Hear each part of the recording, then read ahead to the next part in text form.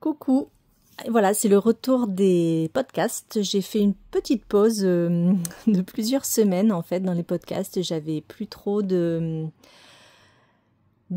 j'avais plus trop d'inspiration. Donc dans ce cas-là, je force pas. Je fais pas, voilà, j'aime pas faire les choses parce qu'il faut les faire parce que j'avais décidé que je ferais. Voilà, donc il faut quand même que les sujets que j'aborde me parlent, que ça ait du sens et voilà. Donc là, je m'y remets. Et en fait là, pourquoi j'ai eu l'idée en fait de ce podcast d'aujourd'hui sur le sujet d'aujourd'hui, c'est parce que je me suis rendu compte que j'ai encore une petite tendance, même si c'est moins qu'avant, mais j'ai encore une tendance qui me dérange, qui m'interroge, et donc j'ai décidé d'en faire un podcast. Ça me permet d'y voir plus clair quand je fais ces podcasts-là, et puis je pense que je suis pas la seule à être soumise peut-être à ça, donc ça peut peut-être être utile. Voilà, les réflexions que je développe peuvent toujours faire résonance avec ce que vous vivez. Donc bien sûr, si ça vous concerne pas, si ça vous intéresse pas, vous n'êtes pas obligé d'écouter jusqu'au bout, et sans oublier que c'est vraiment mon point de vue. Je parle d'une expérience qui m'est propre. J'y réfléchis, j'essaye de comprendre ce qui est sous-jacent et j'essaie de trouver des solutions. Et voilà, donc après ça m'intéresse, c'est de vous les partager. Donc voilà, vous prenez si ça résonne en vous, si ça vous intéresse, si ça vous touche, si ça vous concerne. Et voilà. Alors en fait, je me suis rendu compte notamment sur les réseaux sociaux, donc quand je suis sur Instagram ou sur Facebook, puisque ce sont les deux réseaux sociaux que j'utilise, je me suis rendu compte que quand je vois une publication, un post d'une personne qui propose le même accompagnement que moi ou la même méthode que moi, ça crée une petite crispation en moi. Il y a quelque chose, ça crée des émotions. Et ça crée en fait deux émotions principales que j'ai réussi à identifier. Deux émotions pas agréables. Donc il y a la colère et la peur. Donc, quand je vois passer la publication de quelqu'un qui fait le même métier que moi ou qui fait des choses similaires à ce que je peux proposer, je sens que ça fait une contraction en moi. Ça m'agace et du coup, soit je ferme tout de suite la publication, je veux pas la voir, je scrolle très vite pour passer à autre chose. Et je me rends compte que c'est assez régulier, ça, quand même. Et donc, j'ai donc, je suis dans l'évitement. Mais quand même, je peux pas faire... je peux pas cacher le fait que je ressens quelque chose de désagréable quand je vois ce genre de publication. Et donc, donc là, l'autre jour, je me suis dit, quand même, pose-toi et qu'est-ce qui se passe? Pourquoi est-ce que tu ressens ça? Arrête d'être dans l'évitement, essaye de comprendre ce qui se passe, parce que j'étais aussi dans l'évitement de l'analyse, parce que c'était, en fait, je trouvais mes réactions pas cool non plus. Donc la publication en cause me pose problème, et ce qui me pose aussi problème, c'est ma réaction à ça. Donc il y avait deux choses qui me posaient problème, en fait, la publication et ma réaction face à cette publication. Alors, je crois qu'en fait, si ça me provoque de la colère et de la peur, je pense que ça va toucher quelque chose en moi de l'ordre de l'insécurité. Donc, je ne sais pas si ça peut vous faire la même chose. Mais moi, en tout cas, ça crée ça. Ça crée pas trop de tristesse, en fait. Ça crée vraiment ces deux émotions-là, colère et un peu de peur. Je crois qu'il y a ces deux choses-là qui se jouent en moi à ce moment-là. Je pense que... Alors, en même temps, c'est assez cohérent avec ma constitution ayurvédique, puisque moi je suis Pitta, principalement Pitta, mais j'ai quand même beaucoup de Vata. Et l'émotion principale dominante chez les Pitta, c'est la colère. Et l'émotion dominante principale chez les Vata, c'est la peur, l'anxiété. Donc c'est parfaitement finalement cohérent que j'ai ces deux types de réactions, puisque ce sont celles qui vont dominer vu ma constitution. Mais ça n'explique pas pourquoi. Donc je vois une publication de quelqu'un qui fait la même chose que moi, qui propose la même chose que moi, ou les mêmes accompagnements, ou la même méthode. Et tac, j'ai cette crispation, cet agacement. Donc l'agacement, c'est une forme de colère, hein. C'est un niveau de colère. C'est pas une grosse colère, mais c'est de l'agacement et de l'irritation. C'est quand même, ça fait partie de l'ordre de l'émotion de la colère. Et la peur. Voilà, donc je pense qu'en fait, ce que ça vient toucher chez moi, c'est de l'ordre du manque. En fait, c'est comme si la personne qui parle de ces sujets-là me dépossédait de quelque chose que je possède. Voilà, l'Ayurveda, c'est mon sujet, c'est mon domaine. La méditation, c'est mon domaine. Les massages, c'est mon domaine. Et donc je m'approprie ce domaine-là, je m'approprie ces méthodes-là. Et donc, si je vois quelqu'un faire la même chose, finalement, ça m'agace parce que c'est comme si on touchait à quelque chose que je possède. Donc, voilà, donc c'est de l'ordre de la possession, c'est de l'ordre de l'ego, c'est de l'ordre de... Et du coup, si cette personne-là ou ces personnes-là proposent les mêmes choses, ça vient toucher quelque chose de... On me prend quelque chose qui m'appartient. Donc, ça me met en insécurité. D'où la peur aussi. Et je pense que voilà, donc c'est des émotions-là qui sont vraiment liées quand il se passe ça chez moi, dans mon corps, dans mes ressentis, dans mes émotions, quand je vois ces publications-là. C'est plus ou moins fort, hein, ça me submerge pas, mais je sens bien que tac, ça vient toucher quelque chose chez moi qui est très inconfortable. Alors, évidemment, avec le recul, je sais bien que l'Ayurveda ne m'appartient pas, j'ai rien inventé, j'ai rien créé.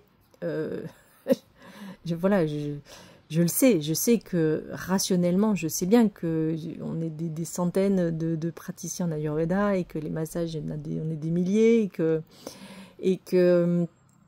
et faire la méditation, c'est pareil. Voilà, enfin, ça ne m'appartient pas. Je le sais, rationnellement, je le sais, mais quand même, j'ai ce petit truc qui coince, c'est à moi, quoi. Ça m'appartient, donc mince, qu'est-ce qu'on vient me prendre, voilà.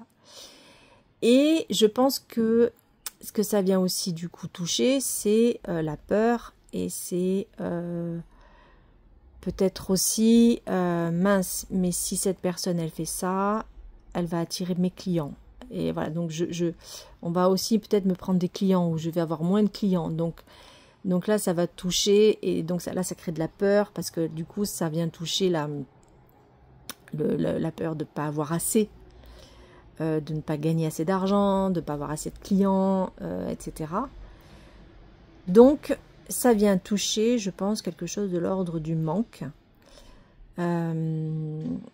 Et voilà, donc je vais essayer de développer un petit peu cette chose-là. Donc, qu'est-ce que c'est que le manque exactement? Pourquoi on le ressent? Même quand rien ne nous menace vraiment. Puisque voilà, en fait, rien ne me menace vraiment. Et puis, on va essayer de voir comment on peut s'en libérer, s'en détacher. Alors, qu'est-ce que c'est que le manque? Alors, le manque, je pense que c'est pas seulement le fait de ne pas avoir assez. Ça peut être lié, bien sûr, mais je pense que c'est aussi une perception interne. La perception interne qu'on n'a pas assez ou qu'on n'est pas assez, en tout cas un manque interne peut-être d'insuffisance. Ça peut toucher 3 dimensions. Ça peut toucher la dimension de l'argent, donc tout ce qui est matériel, hein, l'argent, les opportunités, les clients. Ça vient toucher la dimension émotionnelle, le besoin d'amour, le besoin de reconnaissance, le besoin de validation. Et ça vient toucher peut-être aussi l'identité. Est-ce que je suis assez? Est-ce que je suis assez bien? Est-ce que je suis assez compétente? Est-ce que je suis assez aimable pour qu'on vienne, pour qu'on m'aime finalement? Voilà. Donc ça vient toucher, je crois, ces 3 dimensions-là, le purement matériel, l'émotionnel et puis tout ce qui est d'ordre de l'identité. Et c'est pas forcément une réalité en fait. C'est souvent en fait de l'ordre de la construction mentale. C'est automatique, ça s'est ancré en nous. Alors pourquoi on ressent ça? Peut-être parce qu'il y a des... Parce que je pense qu'il y a des racines biologiques.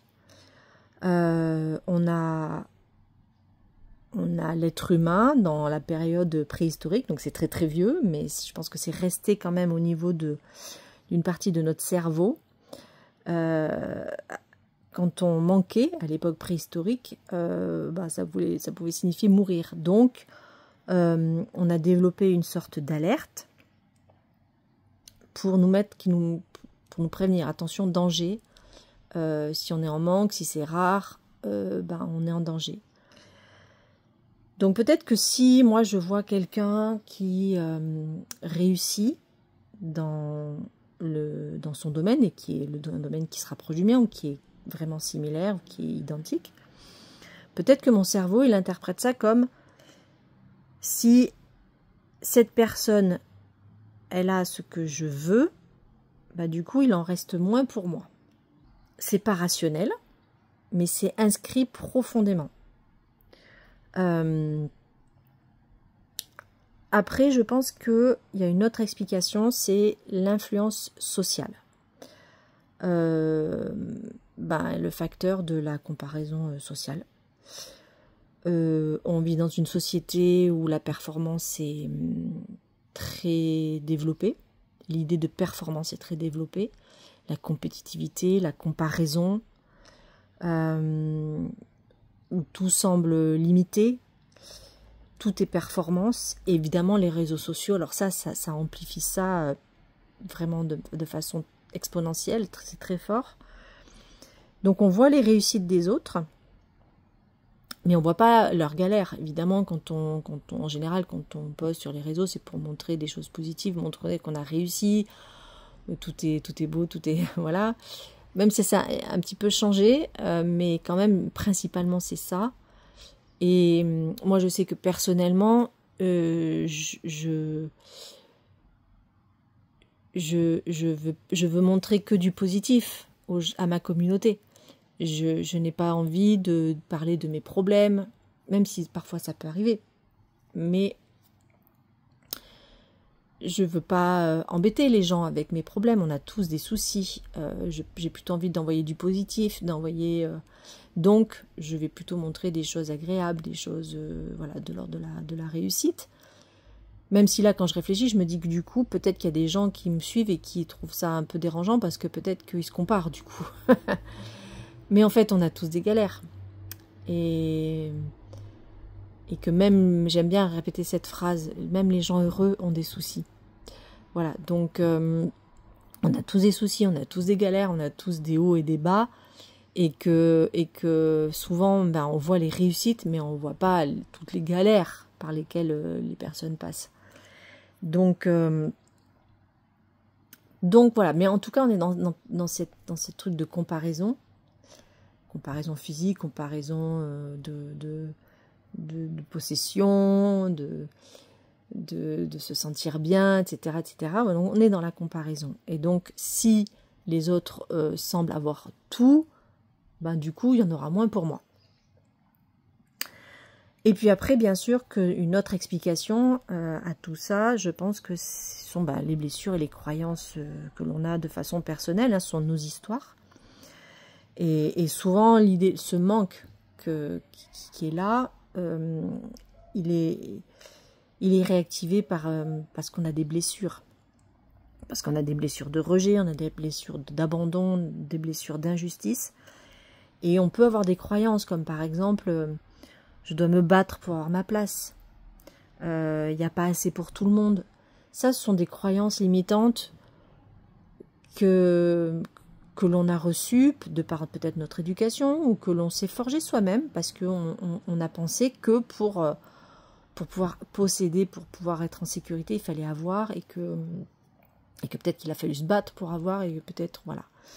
Moi, je sais que personnellement, j'ai une enfance où j'étais beaucoup dans l'insécurité.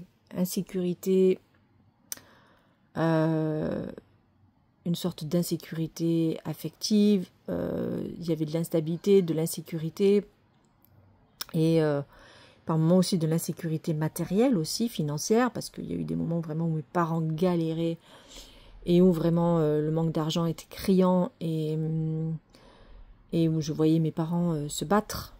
Quand je dis se battre, c'était se battre pour y arriver, mais c'était se battre aussi entre eux. Parce que le manque d'argent était très présent et l'insécurité financière était là, insécurité matérielle financière, qui créait beaucoup de tensions. C'était pas les seules raisons, mais donc du coup il y avait de la violence à cause de ça. Donc vous voyez, donc j'ai vécu dans cette insécurité-là. Voilà, je vous livre ça pour vous expliquer mon sentiment d'insécurité qui est encore très présent chez moi. Et donc je pense que quand voilà, j'ai besoin de me sentir en sécurité. Bon, mais ça, je pense que c'est tout être humain, mais dans des degrés différents. Et peut-être que chez moi, c'est particulièrement prégnant. Et que peut-être que, oui, ça génère du coup ces croyances-là et ce sentiment de manque. Donc, voilà. Donc, je pense que nos blessures et nos croyances personnelles, l'influence sociale, le fait de se comparer, parce qu'on est dans une société qui est vraiment axée sur la performance et la comparaison. Ce truc très ancré au niveau biologique, au niveau de notre cerveau reptilien, en fait, de la survie. Bah, tout ça, ça crée cette petite tempête intérieure, ces petites irritations, ces petits agacements, ces petites peurs, etc. Alors que tout ça donc est de l'ordre de la perception, c'est vraiment très subjectif. Parce que quand je prends du recul, moi, je sais bien que les personnes qui postent ces choses-là, en fait, de façon très posée, c'est pas un danger, en fait. Je le sais. Voilà. Mais il y a ce truc-là qui vient me titiller quand même.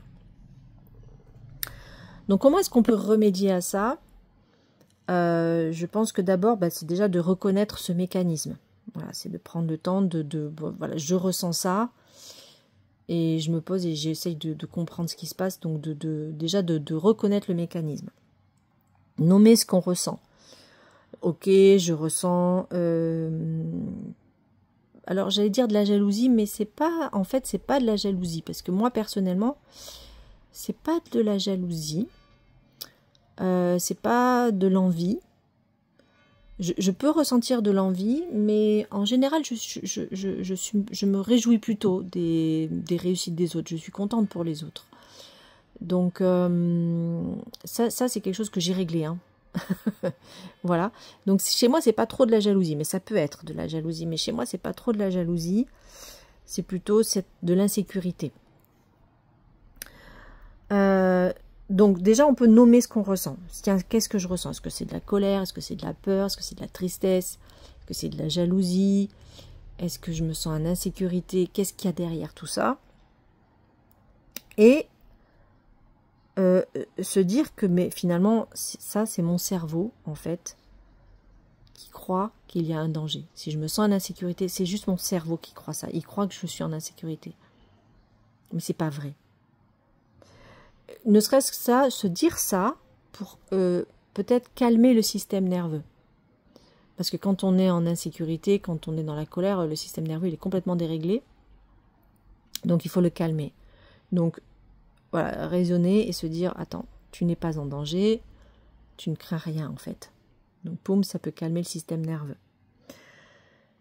Et puis ensuite, revenir vraiment à cette perspective de... En fait, il y a de la place pour tout le monde. Il y a de la place pour tout le monde parce que chacun attire des personnes uniques, parce qu'on est tous uniques et on a tous notre propre énergie. Et ce qui est fou, c'est que ça, moi, je le répète à mes clientes, je le répète à mes clients, aux gens qui viennent, quand on parle de ça, ou à mes amis, etc., je le sais, c'est quelque chose que je sais et que j'enseigne et que je transmets, qu'il y a de la place pour tout le monde. Parce que on est unique et que une personne qui va proposer la même chose que moi, mais ce ne sera pas tout à fait la même chose, puisque on n'a pas la même énergie, on n'a pas la même personnalité, on ne va pas présenter les choses, on ne va pas faire les choses de la même manière, on ne va pas les expliquer de la même manière. Donc, finalement, cette personne qui propose les mêmes choses que moi, elle va attirer sa propre clientèle, et puis ça ne va pas forcément m'enlever la mienne de clientèle. Je ne vais pas perdre ma clientèle.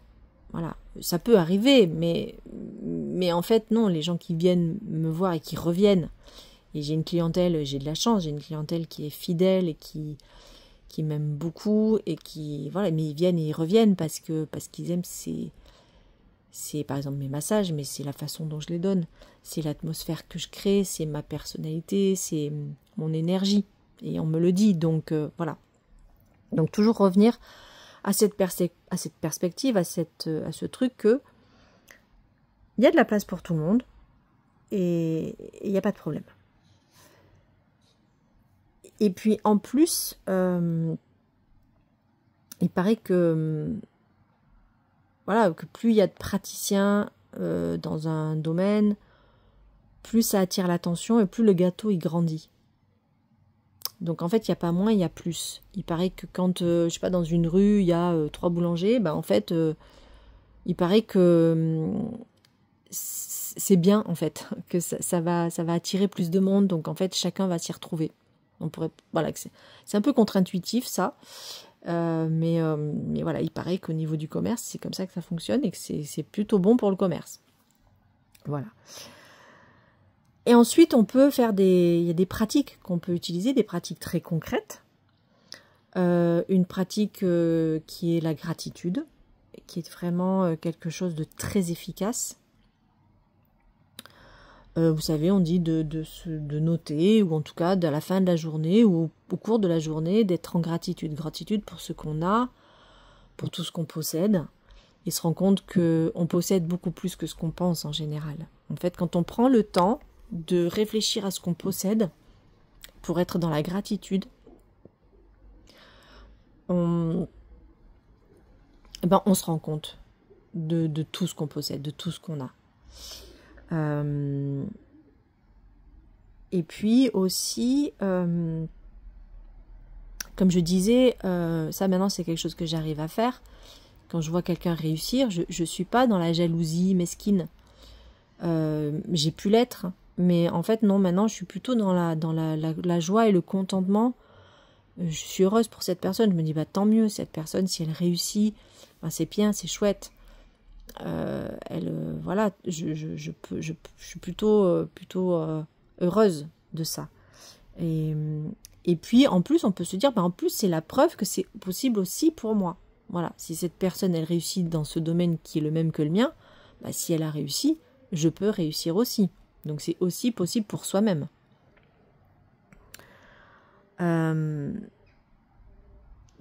Une autre pratique très concrète qui aide, en plus de la gratitude, c'est la pratique méditative. Bon, vous savez, moi je suis quelqu'un qui pratique la méditation et qui l'enseigne aussi, donc je donne des séances de méditation.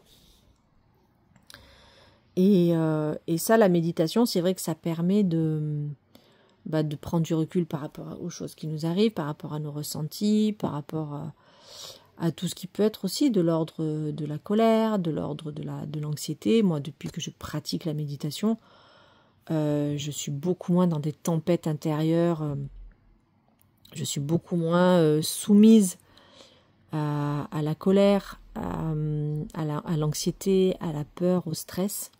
Je ne dis pas que je ne ressens pas ces émotions-là, bien sûr que je les ressens puisque je suis humaine. Donc les gens qui pratiquent la méditation ressentent aussi ces émotions-là.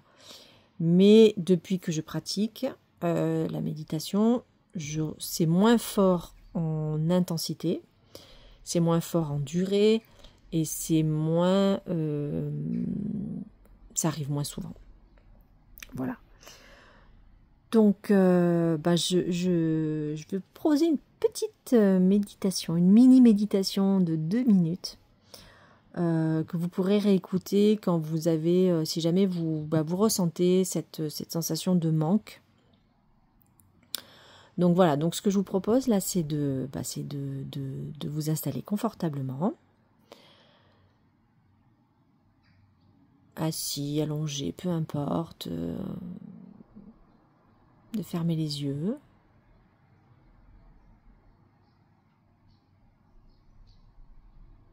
D'inspirer profondément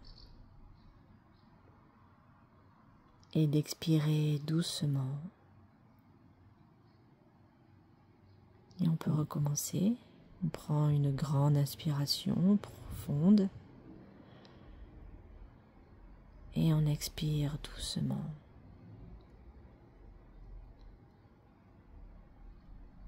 On inspire le calme et on l'expire, on relâche les tensions.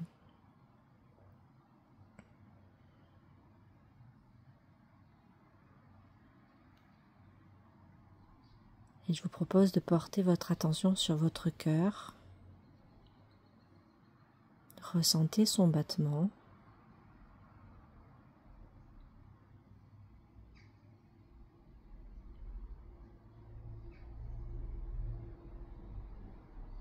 Notre cœur, il est là, il bat.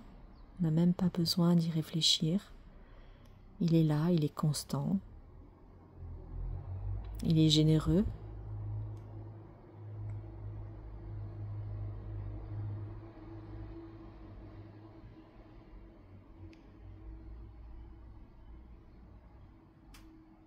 Et maintenant, je vous invite à penser à une personne qui vous a inspiré récemment. Peut-être quelqu'un dont la réussite, ça a peut-être piqué un petit peu chez nous.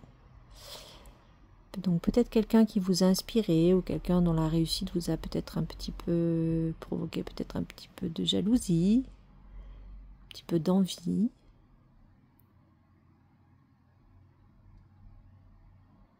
Et on peut répéter intérieurement en pensant à cette personne. Cette personne aussi veut être heureuse.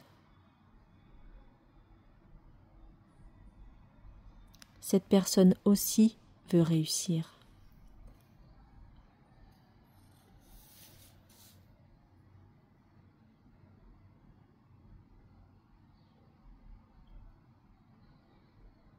On inspire profondément, on expire, on relâche les tensions.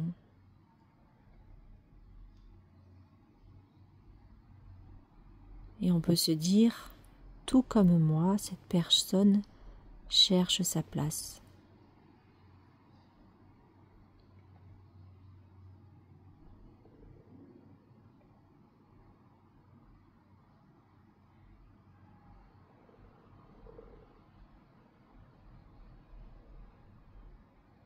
Tout comme moi, cette personne recherche le bonheur.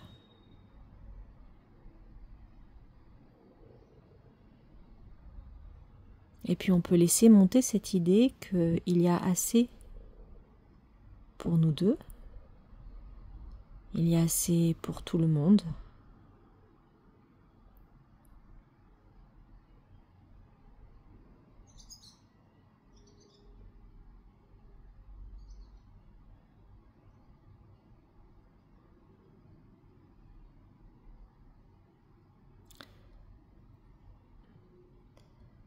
On arrête là la toute petite méditation. Je vous avais dit que c'était une mini-méditation. Le manque, en fait, c'est un signal. C'est pas une vérité. Puisque, je répète, en général, c'est une construction de notre mental. On ressent de la colère, on ressent de la peur, on ressent de la tristesse, on ressent du manque. En général, c'est une construction mentale. bâti sur les comparaisons sociales, les influences sociales, sur notre éducation, sur notre histoire de vie, sur notre cerveau reptilien. Mais c'est pas tout à fait la réalité, c'est pas la vérité. Donc à chaque fois que le manque se présente, on peut essayer de se rappeler et se dire non, mais t'as pas à combattre. T'as pas à combattre ça.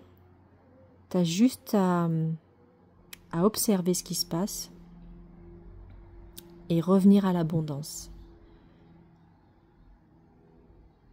Et puis au lieu de voir la réussite des autres comme une menace, on peut y voir un rappel que c'est possible pour nous aussi.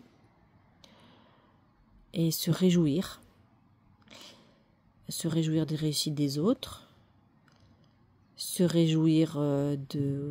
rappeler aussi de ce que l'on possède, se réjouir de ce que l'on a, de nos réussites, et du coup ça fait baisser la tension et ça ramène beaucoup plus de sérénité. Et peut-être que du coup, quand on verra passer ces publications, ces posts où ça pique un petit peu, ça racle un peu, ça irrite, ça agace, accepter qu'on ressente ça, juste prendre le temps d'y réfléchir, voilà. Voilà, je vous remercie d'avoir écouté cet épisode. N'hésitez pas à le partager, à en discuter ou à le réécouter quand vous sentez que ça revient frapper à la porte, cette idée-là, ce ressenti-là du manque. Je vous souhaite une très bonne journée ou une très bonne nuit. Je ne sais pas à quel moment vous allez écouter ce podcast. Je vous embrasse, je vous dis à bientôt.